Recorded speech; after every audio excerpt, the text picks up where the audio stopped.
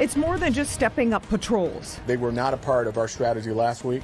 They will most certainly be a part of our strategy going forward. Detroit police are responding to the violence downtown in multiple ways, and everything from street closures to curfew violations are on the table.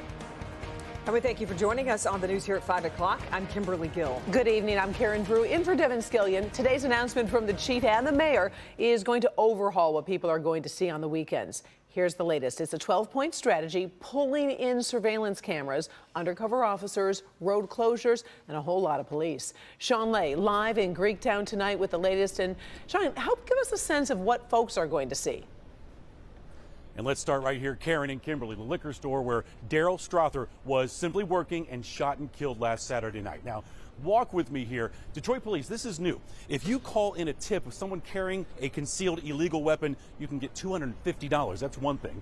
You're going to see streets closed down. You're going to see parking enforcement, liquor enforcement, and noise ordinance as well. Now, if you're going to try to get into a business or certain areas of downtown and Greektown, expect to be stopped and put through a metal detector that's going to look for illegal weapons, just like waiting in line in an airport security line.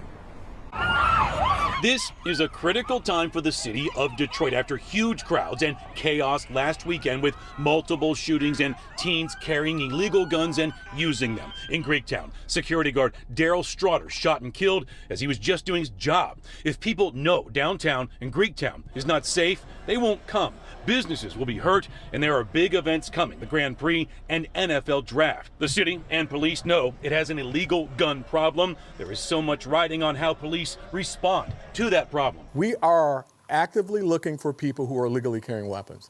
And I've directed it, and I'm unapologetic about it. We've got to keep this community safe. Detroit Police Chief James White presenting the police 12-step safety plan. A big part of it, expect to be screened by high-tech metal detectors looking for guns. If you are legally in possession of a CPL and you show that CPL, no problem. If you are illegally carrying a gun,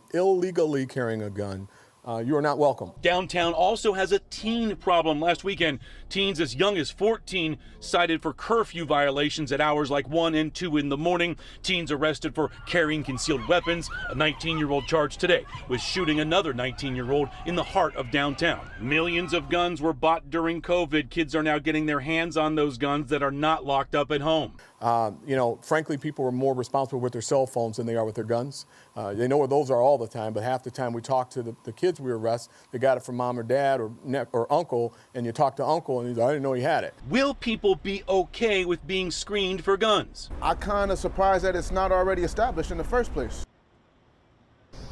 Back here live. Some more things on this 12-point plan when you're walking along Greektown or downtown. You might be right next to someone, plainclothes officer, keeping tabs on what's going on. Also rolling video boards showing you that there's live cameras everywhere down here and you are on camera. Let's get back to the teens here. Curfew violators scooped up, arrested, taken to the 4th precinct. Their parents called in, Karen, given a $500 fine. Back to you. Okay, so Sean, lay this out for us. So if they're checking for guns, what can police do and what are they not allowed to do?